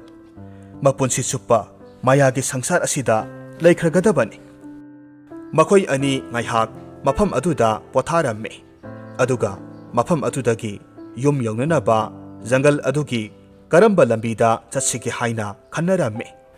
ꯃꯇꯝ ꯑꯗꯨꯗ ꯅꯤꯡꯊꯧ ꯃꯆꯥ ꯑꯗꯨꯅ ꯃꯃꯥꯡꯗ ꯃꯍꯥꯛꯅ ꯁꯨꯔꯨꯡꯗꯨ ꯌꯧꯕ ꯐꯥꯎꯕꯒꯤ ꯂꯝꯕꯤꯗ ꯂꯥꯛꯄ ꯃꯇꯝꯗ ꯍꯋꯥꯏ ꯃꯔꯨ ꯊꯥꯗꯔꯝꯕꯁꯤꯡ ꯑꯗꯨ ꯅꯤꯡꯁꯤꯡꯂꯛꯂꯝꯃꯤ ꯃꯇꯝ ꯑꯗꯨꯗ ꯍꯋꯥꯏ ꯃꯔꯨꯁꯤꯡ ꯑꯗꯨꯗꯤ ꯄꯥꯝꯕꯤ ꯑꯣꯏꯅ ꯄꯔꯦꯡ ꯁꯥꯅ ꯍꯧꯕ ꯎꯔꯝꯃꯤ ꯑꯁꯨꯝꯅ ꯃꯈꯣꯏ ꯑꯅꯤ ꯍꯋꯥꯏ ꯄꯥꯝꯕꯤꯅ ꯍꯧꯔꯤꯕ ꯂꯝꯕꯤ ꯑꯗꯨꯒꯤ ꯈꯣꯡꯒꯨꯜ ꯂꯤꯔꯒ ꯂꯥꯛꯄꯅ ꯖꯪꯒꯜ ꯑꯗꯨꯒꯤ ꯆꯤꯗꯥꯏꯗ ꯌꯧꯔꯛꯂꯝꯃꯤ ꯃꯇꯝ ꯑꯗꯨꯗ ꯅꯨꯄꯤ ꯑꯗꯨꯅ ꯅꯤꯡꯊꯧ ꯃꯆꯥ ꯑꯗꯨꯗ ꯍꯥꯏꯔꯝꯃꯤ ꯐꯔꯦ ꯅꯍꯥꯛꯁꯨ ꯅꯍꯥꯛꯀꯤ ꯌꯨꯝꯗ ꯍꯟꯈ꯭ꯔꯣ ꯑꯩꯍꯥꯛꯇꯤ ꯇꯁꯦꯡꯅ ꯑꯩꯍꯥꯛꯀꯤ ꯑꯄꯣꯛꯄ ꯏꯃꯥ ꯏꯄꯥ ꯀꯅꯥꯅꯣ ꯍꯥꯏꯕ ꯈꯪꯗꯦ ꯑꯩꯅ ꯒ꯭ꯌꯥꯟ ꯇꯥꯔꯛꯄ ꯃꯇꯝꯗ ꯐꯠꯇ꯭ꯔꯕ ꯖꯥꯗꯨꯒꯔ ꯑꯗꯨꯒꯤ ꯃꯅꯥꯛꯇ ꯂꯩꯔꯝꯂꯦ ꯋꯥꯐꯝꯗꯨ ꯇꯥꯔꯨꯕꯗ ꯅꯤꯡꯊꯧ ꯃꯆꯥ ꯑꯗꯨꯅ ꯃꯇꯥꯡ ꯆꯥꯔꯦ ꯈꯟꯗꯨꯅ ꯃꯃꯥꯡꯗ ꯊꯣꯛꯈꯤꯕ ꯊꯧꯗꯣꯛꯁꯤꯡ ꯃꯄꯥꯅ ꯐꯠꯇ꯭ꯔꯕ ꯖꯥꯗꯨꯒꯔ ꯑꯗꯨꯗ ꯃꯍꯥꯛꯀꯤ ꯃꯍꯨꯠ ꯁꯤꯟꯗꯨꯅ ꯅꯨꯄꯤ ꯃꯆꯥ ꯑꯗꯨꯕꯨ ꯄꯤꯈꯤꯕ ꯅꯨꯄꯤ ꯃꯆꯥ ꯑꯗꯨꯒꯤ ꯑꯁꯦꯡꯕ ꯃꯃꯥ ꯃꯄꯥꯒꯤ ꯃꯔꯝꯗ ꯑꯃꯗꯤ ꯃꯍꯥꯛꯅ ꯅꯨꯄꯤ ꯃꯆꯥ ꯑꯗꯨꯒꯤ ꯈꯣꯡꯒꯨꯜ ꯂꯤꯕ ꯂꯥꯛꯄ ꯄꯨꯝꯅꯃꯛ ꯇꯝꯂꯝꯃꯤ ꯑꯁꯨꯝꯅ ꯅꯤꯡꯊꯧ ꯃꯆꯥ ꯑꯗꯨꯅ ꯃꯈꯥ ꯇꯥꯔꯛꯂꯝꯃꯤ ꯍꯧꯖꯤꯛꯇꯤ ꯑꯩꯍꯥꯛ ꯅꯍꯥꯛꯀ ꯇꯣꯈꯥꯏꯅ ꯂꯩꯕ ꯄꯥꯝꯗ꯭ꯔꯦ ꯅꯍꯥꯛ ꯑꯩꯍꯥꯛꯀ ꯂꯣꯏꯅꯅ ꯆꯠꯈ꯭ꯔꯁꯤ ꯑꯗꯨꯒ ꯅꯍꯥꯛꯅ ꯑꯩꯍꯥꯛꯀꯤ ꯂꯣꯏꯅꯕꯤ ꯑꯣꯏꯕꯤꯔꯣ ꯑꯁꯨꯝꯅ ꯃꯈꯣꯏ ꯑꯅꯤ ꯅꯨꯄꯤ ꯑꯗꯨꯒꯤ ꯑꯁꯦꯡꯕ ꯃꯃꯥ ꯃꯄꯥ ꯂꯧꯃꯤ ꯑꯗꯨꯒꯤ ꯃꯌꯨꯝꯗ ꯂꯥꯛꯃꯤꯟꯅꯔꯝꯃꯤ ꯅꯤꯡꯊꯧ ꯃꯆꯥ ꯑꯗꯨꯅ ꯂꯧꯃꯤꯒꯤ ꯃꯇꯩ ꯃꯅꯥꯎ ꯑꯅꯤ ꯑꯗꯨꯗ ꯅꯨꯄꯤ ꯑꯁꯤ ꯃꯈꯣꯏꯒꯤ ꯑꯁꯦꯡꯕ ꯃꯆꯥꯅꯨꯄꯤ ꯑꯗꯨꯅꯤ ꯍꯥꯏꯅ ꯃꯁꯛ ꯇꯥꯛꯂꯝꯃꯤ ꯃꯃꯥ ꯃꯄꯥ ꯑꯁꯦꯡꯕ ꯃꯁꯛ ꯈꯪꯂꯕꯗ ꯅꯨꯄꯤ ꯑꯗꯨ ꯍꯔꯥꯎꯕꯒꯤ ꯉꯝꯈꯩ ꯂꯩꯔꯝꯗꯦ ꯃꯃꯥ ꯃꯄꯥ ꯑꯅꯤꯗꯨꯁꯨ ꯅꯨꯡꯁꯤꯔꯕ ꯃꯆꯥꯅꯨꯄꯤ ꯑꯗꯨꯕꯨ ꯑꯃꯨꯛ ꯍꯟꯅ ꯎꯖꯕ ꯐꯪꯖꯕ ꯑꯗꯨꯗ ꯍꯔꯥꯎ ꯅꯨꯡꯉꯥꯏꯕꯒꯤ ꯄꯤ ꯆꯤꯟꯊꯔꯝꯃꯤ ꯑꯁꯨꯝꯅ ꯅꯤꯡꯊꯧ ꯃꯆꯥꯅꯨꯄꯥ ꯂꯩꯁꯥꯕꯤ ꯑꯃꯗꯤ ꯂꯧꯃꯤ ꯃꯇꯩ ꯃꯅꯥꯎꯗꯨ ꯄꯨꯟꯅ ꯅꯤꯡꯊꯧꯒꯤ ꯀꯣꯅꯨꯡꯗ ꯂꯥꯛꯂꯝꯃꯤ꯫ ꯅꯤꯡꯊꯧꯒꯤ ꯃꯆꯥ ꯑꯗꯨꯅ ꯑꯄꯣꯛꯄ ꯅꯤꯡꯊꯧ ꯑꯃꯗꯤ ꯑꯄꯣꯛꯄꯤ ꯃꯍꯥꯔꯥꯅꯤꯗ ꯅꯨꯄꯤ ꯑꯗꯨꯕꯨ ꯃꯁꯛ ꯇꯥꯛꯂꯗꯨꯅ ꯐꯠꯇꯕ ꯖꯥꯗꯨꯒꯔ ꯑꯗꯨꯗꯒꯤ ꯀꯔꯝꯅ ꯅꯥꯟꯊꯣꯛꯂꯗꯨꯅ ꯃꯐꯝ ꯑꯁꯤꯗ ꯌꯧꯔꯛꯄ ꯉꯝꯈꯤꯕ, ꯈꯣꯡꯆꯠ ꯑꯗꯨꯗ ꯊꯦꯡꯅꯈꯤꯕ ꯑꯋꯥ ꯅꯨꯡꯉꯥꯏ ꯋꯥꯔꯤ ꯄꯨꯝꯅꯃꯛ ꯇꯝꯂꯝꯃꯤ꯫ ꯅꯤꯡꯊꯧ ꯑꯃꯗꯤ ꯃꯍꯥꯔꯥꯅꯤꯅ ꯃꯆꯥꯕꯨ ꯑꯃꯨꯛ ꯍꯟꯅ ꯎꯖꯕ ꯑꯃꯗꯤ ꯅꯨꯄꯤ ꯑꯗꯨꯕꯨꯁꯨ ꯑꯃꯨꯛ ꯍꯟꯅ ꯐꯠꯇ꯭ꯔꯕ ꯖꯥꯗꯨꯒꯔ ꯑꯗꯨꯒꯤ ꯃꯈꯨꯠꯇꯒꯤ ꯀꯟꯕ ꯉꯝꯂꯛꯄ ꯑꯗꯨꯗ ꯍꯔꯥꯎꯕꯒꯤ ꯉꯝꯈꯩ ꯂꯩꯔꯝꯗꯦ꯫ ꯂꯩꯕꯥꯛ ꯑꯗꯨꯗ ꯂꯩꯔꯤꯕ ꯃꯤꯄꯨꯝ ꯈꯨꯗꯤꯡꯃꯛ ꯍꯔꯥꯎ ꯅꯨꯡꯉꯥꯏꯕꯅ ꯄꯤꯛ ꯊꯜꯂꯝꯃꯤ꯫ ꯃꯁꯤꯒꯤ ꯃꯇꯨꯡꯗ ꯅꯤꯡꯊꯧ ꯃꯆꯥ ꯑꯗꯨꯅ ꯃꯄꯥ ꯅꯤꯡꯊꯧ ꯑꯃꯗꯤ ꯃꯃꯥ ꯏꯕꯦꯝꯃ ꯃꯍꯥꯔꯥꯅꯤꯗ ꯍꯪꯒꯠꯆꯔꯝꯃꯤ꯫ ꯄꯥꯕꯨꯡ ꯃꯍꯥꯔꯥꯖ, ꯅꯨꯄꯤ ꯑꯁꯤ ꯑꯩꯍꯥꯛꯀꯤ ꯅꯨꯄꯤ ꯑꯣꯏꯅ ꯂꯧꯁꯤꯜꯂꯒꯅꯤ꯫ ꯃꯍꯥꯛ ꯑꯁꯤ ꯌꯥꯝꯅꯁꯨ ꯊꯧꯅꯥ ꯐꯩ, ꯌꯥꯝꯅꯁꯨ ꯁꯤꯡꯉꯤ, ꯑꯗꯨꯒ ꯌꯥꯝꯅꯁꯨ ꯐꯖꯩ꯫ ꯃꯍꯥꯛ ꯅꯠꯇꯕ ꯑꯩ ꯑꯇꯩ ꯀꯅꯥꯒꯨꯝꯕꯤ ꯑꯃꯠꯇꯕꯨ ꯄꯥꯝꯗꯦ꯫ ꯃꯆꯥꯒꯤ ꯋꯥꯐꯝꯗꯨ ꯇꯥꯕꯗ ꯃꯈꯣꯏ ꯑꯅꯤꯕꯨ ꯂꯨꯍꯣꯡꯕꯤꯔꯝꯃꯤ꯫ ꯃꯃꯩꯊꯪꯗ ꯑꯍꯜ ꯑꯣꯏꯔꯕ ꯅꯤꯡꯊꯧ ꯑꯗꯨꯅ ꯃꯆꯥꯅꯨꯄꯥꯗ ꯅꯤꯡꯊꯧ ꯈꯨꯕꯝ ꯁꯤꯟꯅꯔꯝꯃꯤ꯫ ꯑꯁꯨꯝꯅ ꯅꯤꯡꯊꯧ ꯃꯆꯥ ꯑꯗꯨꯅ ꯅꯤꯡꯊꯧ ꯑꯣꯏꯔꯗꯨꯅ ꯃꯍꯥꯛꯀꯤ ꯅꯨꯄꯤꯅ ꯃꯍꯥꯔꯥꯅꯤ ꯑꯣꯏꯗꯨꯅ ꯅꯨꯡꯉꯥꯏ ꯌꯥꯏꯐꯅ ꯄꯥꯟꯈꯤꯔꯝꯃꯤ꯫ ꯋꯥꯔꯤ ꯑꯁꯤ ꯅꯨꯡꯉꯥꯏꯕꯤꯔꯒꯗꯤ ꯂꯥꯏꯛ ꯇꯧꯕꯤꯔꯝꯃꯨ, ꯀꯃꯦꯟꯠ ꯇꯧꯕꯤꯔꯝꯃꯨ, ꯑꯗꯨꯒ ꯆꯦꯅꯦꯜ ꯑꯁꯤꯗ ꯅꯧꯅ ꯆꯪꯕꯤꯔꯛꯄ ꯑꯣꯏꯔꯒꯗꯤ ꯆꯦꯅꯦꯜ ꯑꯁꯤꯕꯨ ꯁꯕꯁꯀ꯭ꯔꯥꯏꯕ ꯇꯧꯕꯤꯔꯝꯃꯨ꯫